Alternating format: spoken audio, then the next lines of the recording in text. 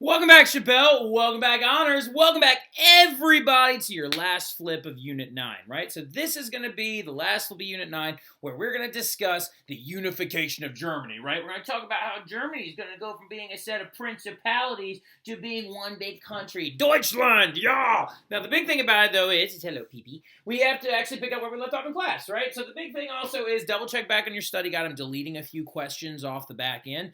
And we're just going to get to the point, in a Western Civ class, we don't need to talk about Germany after their unification right yet. We'll talk about them a little bit getting into World War I, right? Instead of actually talking about it immediately after the fact. Now, the thing about it, though, is we left off in class talking about the Napoleonic Wars and how the occupational forces of Napoleon's armies will inspire nationalism, right? Because all these people that live in these German-speaking territories don't really like being told what to do by French-speaking soldiers, right? And it inspires this big idea. Well, the thing about it is Europe is going to go from looking like this in 1812 to by 1815, Napoleon losing at the Battle of Waterloo and all of that land being left up for grabs. And we got another title on our hands because I went through this whole thing so you can better understand it. So going into it, though, then the Congress of Vienna is going to be held, right? So we're actually, of course, talking about that same meeting that we talked about before, where the conservatives and the classical liberals and the socialists and all that stuff actually popped up, right? Well, the thing about it getting into it is the Congress of Vienna is also going to kind of advance forward the idea of a unified Germany, because at the Congress of Vienna from 1814 to 1815, which is actually a series of meetings, not just one, the Congress of Vienna did discuss creating a unified German state after they split up what Napoleon had taken over. Because the thing about it was what used to be there in this big chunk of German-speaking principalities was the Holy Roman Empire. But the Holy Roman Empire is gone now. And since it's gone, they actually renamed it. They called it now instead the German Confederation, right? Because as you can see, the German Confederation is formed. So this big chunk of territory right here gets turned into what's called the German Confederation, okay? So the thing about it is that the Congress of Vienna, they actually made it easier to create a unified German state without actually originally ever intending to do so. Because back when it was the Holy Roman Empire, it was 90 different principalities that were all led by different people and different local princes and stuff like that. And the Congress of Vienna is going to take that number down to about 38, all right? So and actually basically divide it by 3, making larger territories that will be ruled by a larger prince or something of the like. And basically, in general, what's going to end up happening is there's just less land to take over, right? The issue with, though, is that y'all are like, Mr. Terry, well, if they had talked about creating a unified German state at the Congress of Vienna, why didn't they just do it? Well, a lot of it has to do with that balance of power aspect, right? That concert of Europe thing that Clemens von Metternich was actually leading at the Congress of Vienna, right? The thing about this whole deal at the Congress of Vienna is they didn't want They didn't want Prussia or Austria to get too strong, right? The idea, though, they were like, okay, we can't give all that land to Prussia because it'll make Prussia too big. We can't give all of it to Austria because it'll make Austria too big. So we're going to keep Austria and Prussia where they are, and then there'll be a bunch of little German Confederate states or whatever, okay? Well, then the thing about it is, though, is that means that those two areas of Prussia and Austria might have a wild hair and be like, why don't we unite all this stuff together, right? And Prussia is going to be the one to do it. Now, Prussia at the time is going to kind of create a little bit of dissentiment, a little bit of a rivalry with Austria. But the thing about it that we now need to start talking about is how this guy named Otto von Bismarck. We're going to fast forward now, okay, from the Congress of Vienna happening in about 1815. We're going to fast forward all the way up until the 1860s, right? We're going to jump forward because Prussia and Austria were chugging along for a while. But then this guy named Otto von Bismarck shows up. And he becomes the Chancellor of Germany, and he decides to unite all the German-speaking places together into a German empire, right? And he also leaves Austria out of the plan, right? Big thing that we need to remember right there, okay? That Otto von Bismarck was the Chancellor of Prussia, not actually the Chancellor of anything else or whatever, or like Chancellor of Prussia, then becomes the Chancellor of the German Empire, and he leaves Austria out of the plan because he's like, the Austrians are Catholic, and they have too much money, and they also control all these other people that don't speak German. So the big thing about it, though, is I'm going to clip in the flip from last year that actually does a really good job of explaining how Bismarck managed to unify the German states together using 3 key wars. The Second Schleswig-Holstein War, also the Austro-Prussian War, and then the Franco-Prussian War as well. But I'll see y'all soon. Y'all watch this, do your study guide, email me with any questions you have, and also pay special attention to that study guide because I think I'm going to add a timeline to it a little bit, and then also some key figures. There's not that many people on this test. academic, there's only about 10 matching people on your test. By the way, pay attention for a special email that's going out as well. It's going to discuss when everyone's review sessions are and how you can get in touch with me leading up to your test. But I'll see y'all soon. Y'all have a good one.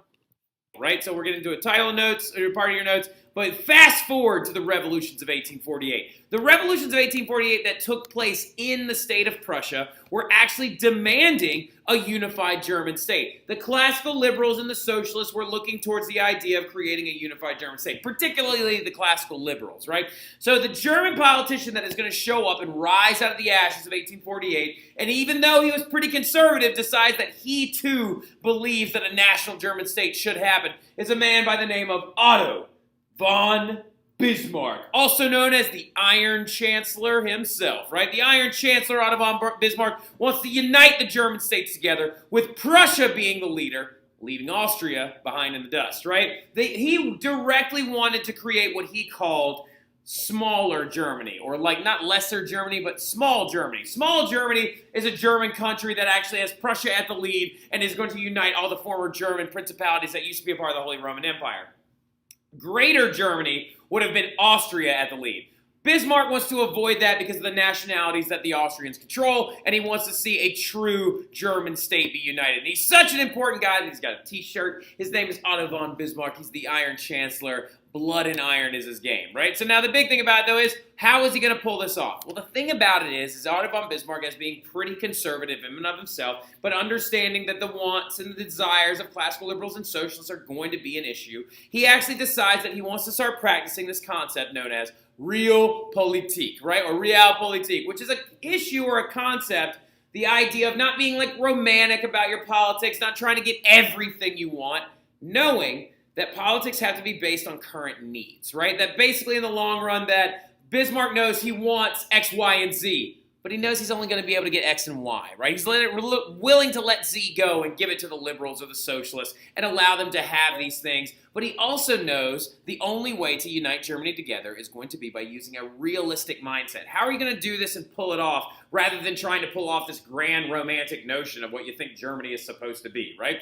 So in the long run, this could be seen in a really big speech that he gave to one of the actual Landtags, one of the parliaments of the former Frankfurt Parliament, one of the parliaments of Prussia, and he stood up there and he said, the questions of the day will not be answered by pen and paper. They will be answered by blood and iron, right? And basically what he's saying is he's calling for authority and military strength. And what he's asking them to do in this sense is he's basically saying we need to raise taxes to build up our military so we can prepare to unify the German states together. Now, basically what's going to happen, though, is the Landtag or the middle-class parliament is going to say, we don't want to do that. But he's just going to go over their heads and say, well, I'm going to do it anyway. Because he has the support of this person, the Prussian monarch, Wilhelm I, who is himself a Hohenzollern, right? So now here's the thing you need to understand. Otto von Bismarck is not a king. He's not a monarch. He is not that guy. He is not a Hohenzollern. He is the man known as the Chancellor, right? He's basically Wilhelm I, the Prussian monarch's right-hand man, right? He's the guy that is going to help him and aid him in the growth of the German state. But he is not himself a king like this man is, right? This is the man who is the king. That is Wilhelm I, the Hohenzollern leader, who shares the same beliefs as Otto von Bismarck does and wants to see a united German state happen, right? And so they decide to up taxes on everybody to build up a bigger military, and they're going to begin to attempt to annex or take control of other German states, right? Now, here's an interesting thing. You can annex by one of two ways. Annexing, you can do one by taking them over by control forcefully. That was a thing that several people in Europe have done in the past. Napoleon annexed things by force. Other leaders later on are going to annex things by force. Stalin will annex things by force. Hitler will annex things by force. But Bismarck doesn't want to do that. He wants to actually pull them in by bringing them in willingly. He wants to annex them into the Prussian territory to keep creating this German area or this German state by convincing them that they want to be a part of Prussia, by convincing them to just kind of be like, hey, little guys, come on over here and join us, okay? But the question is how? How are you going to gobble up, if Prussia is right here in blue, how are you going to get all this green, all this yellow, and all this other lighter blue to join up in this idea that you want to create known as Germany? How are you going to pull this off? Well, he wants to annex them in a very unique way. He wants to do it, but through a series of wars. But it's an interesting thing. He's not attacking those places. He's not attacking the German states and bringing them in by force. He's attacking other people, making those German states feel like they're safer and better off with Prussia, right? So the very first war that he fights is this war known as the Second Schleswig War, right? Now, when you say these two places, it's called Schleswig and Holstein, right? So here's the idea behind it, all right? So we're going to zoom in on this map really quick. But there was two, like the countries involved are Prussia, Austria, and Denmark, right? So Denmark controlled these two provinces after the Congress of Vienna. The two provinces are called Schleswig and Holstein. Say it with me now. Schleswig and Holstein. Say it with me one more time. Schleswig and Holstein. Those two places spoke German, but were controlled by the Danish king in Denmark. And Denmark decided that they wanted to write a new constitution that would bring Schleswig and Holstein into their kingdom permanently. But Bismarck's like, no, no, no. They speak German. They do German things. They are a German group. We want them to be with us. So he decides to convince Austria, who also speaks German and who also has German culture, to go to war against Denmark to make Schleswig and Holstein want to join with Prussia and Austria, right? And they go in, and in 9 months, Prussia and Austria win this war. Duh, because they're really, really big, and also because the entire time Prussia has been building up its military, and they've always been a very strong military power. So they win this war very quickly, and Schleswig becomes a part of Prussia, and Holstein becomes a part of Austria. Now you've got an issue, and Bismarck's like sitting there, he's tapping his feet, and he's like, so I got Schleswig. But now I gotta get Holstein, right? So, because he doesn't like the fact that Austria has Holstein. But here's the problem. Do you want to directly go to war with Austria necessarily? They've been around for a really long time. But the thing about it is he decides, I'm gonna make some of these other German states think Austria is attacking us, right? And so he threatens Austria and says Austria is trying to instigate another war. And what ends up happening is then the Austro-Prussian War breaks out, right? About a year and a half after the Second Schleswig War, the Austro-Prussian War breaks out. Because what he wants to do is he wants to go to war with Austria, beat them quickly, and he wants to convince a bunch of these other German territories in the north to join up with Prussia, right? See what I'm talking about? At no point is Otto von Bismarck declaring war on any of these German-speaking principalities. He's declaring war on other people that kind of control them, trying to convince them to come and join this new beautiful idea that it will be Germany one day, right? He's like, look at us, German principalities. Prussia is the group you want to join. You want to be with us. You want to see Germany happen. We all speak the same language. We share the same culture. Come and join us. We'll protect you, right? And he does this successfully in the Austro-Prussian War as well. About a year and a half later, this bad boy only lasts 7 weeks, right? Prussia is able to enter into this war and just smack Austria in the mouth. Austria didn't really want to be in the war very much in the first place. Holstein was very far away from them. They didn't really necessarily need it at all. They also weren't in this trade customs union that the Prussians had called the Zollverein, so it didn't really make much sense for them financially. And also because the Germans had a new weapon, right? So this gun is a massive thing that turns the tide of the weapon. Honors kids, you need to write this gun down. The Western Civ kids, you're going to need to be able to reference it. But it's called the Dreisse needle gun. So this gun, Prussian soldiers had it, while Austrians still had muskets, right? Muskets take a long time to load. You got to have the gun, you got to pour the powder in, you got to ramrod it down, you got to put the bullet in, you got to ramrod it down. You got to take the paper, you got to put that in, you got to ramrod it down. And then you got to pull it up and shoot it. And the best Austrian soldiers in the world could fire maybe 2 shots a minute using a musket. But the Prussians, showing their industrial nature and their military nature, had a scientist in their place in their country that actually invented this gun, and his name was Dreisse. And Dreisse invented a thing called the needle gun. This is a semi-automatic breech-loading gun. So instead of turning the gun up and pouring everything down the barrel, you see this little bolt right here? You would kick that up and pull it, and then slide the bullet in through the bottom of the barrel. Click, got it, bang! And then you would just do that over and over and over again.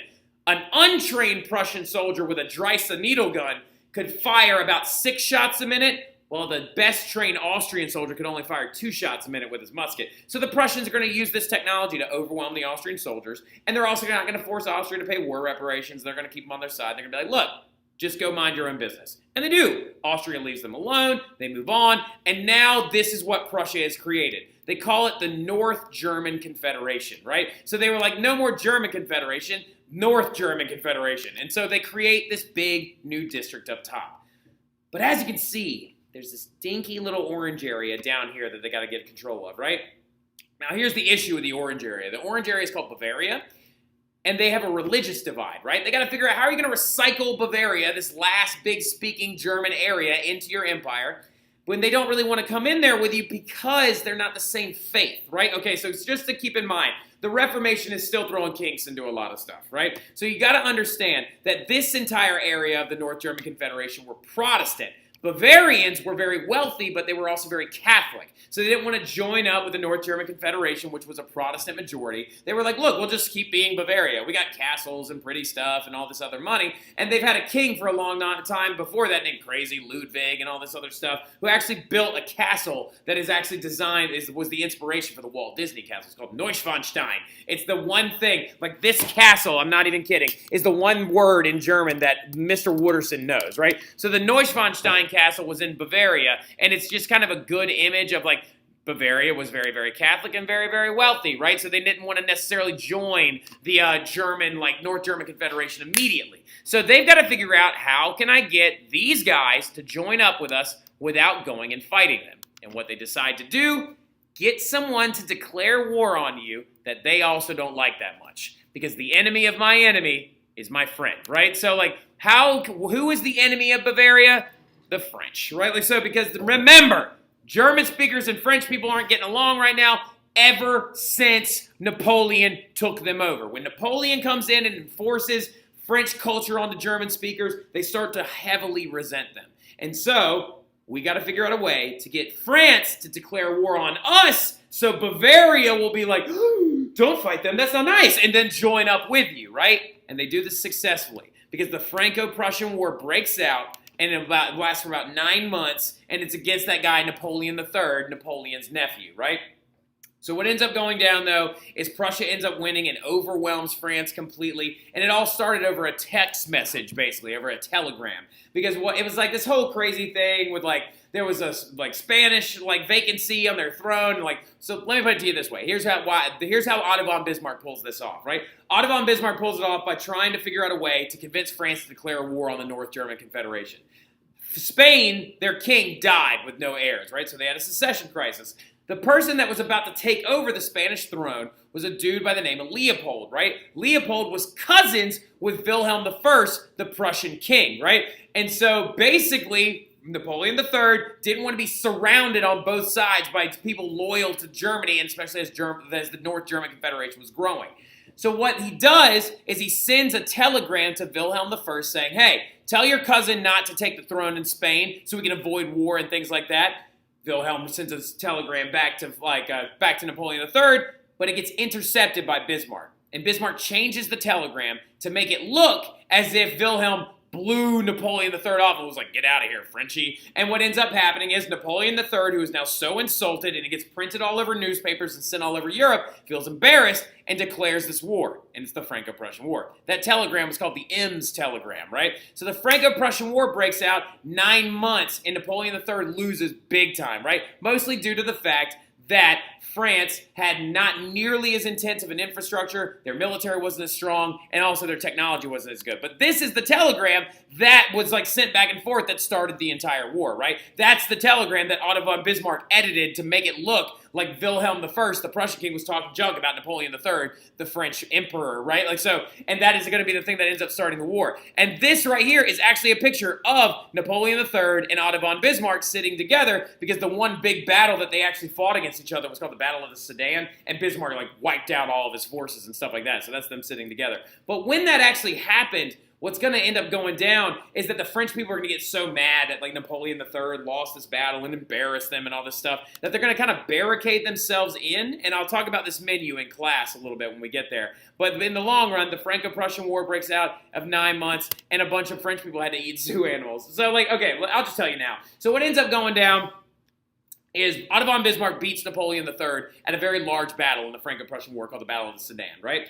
Well, Paris and France, being very Paris and France-like, say, well, he's not our king anymore. And they decide to like just make him, force him out. And they're like, we're not ruled over by Napoleon III anymore. And so they create a barricaded society inside of Paris. And Paris refuses to surrender. So here come the Prussians. The Prussians come in, surround the city of Paris, and they're like, look, we're not going to kill a bunch of women and children. So we're going to wait until you decide to surrender. And so they blockaded the city of Paris. Well, this is going to cause Paris to run out of a lot of food. And so what they end up doing is Paris, being the French, decide that they refuse to surrender until they absolutely have to. So to find food, the Parisians went to the zoo and started eating the zoo animals, right? So like, as you can see, the hors d'oeuvre right there is rats and sardines. And then right down here, you can see that they're eating a consommé of elephant. They're eating kangaroo. They're eating anything they can have just so they don't have to surrender to the Prussians, right?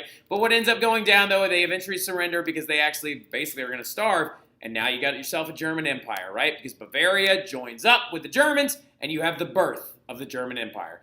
Wilhelm I, is a very last little, we don't like you to the French, decides that they were going to become a country in the Hall of Mirrors at the Palace of Versailles. So ironically enough, Germany became a country in the Palace of Versailles, which was a dramatic insult to the French. And Wilhelm took on the title of Kaiser, or Emperor, of all German states after winning that war against France, and they became a country in 1871, right? And so this event, where you can see Wilhelm I and Otto von Bismarck standing there in the crowd, and everyone's saluting the new German Emperor, Wilhelm I, Kaiser Wilhelm I, this can help lead to a big world war that's going to happen in the next unit. But I'll see y'all soon. Y'all have a great weekend. Enjoy yourselves. I'll talk to y'all soon. Study hard and kick this test butt, all right? Y'all have a good one.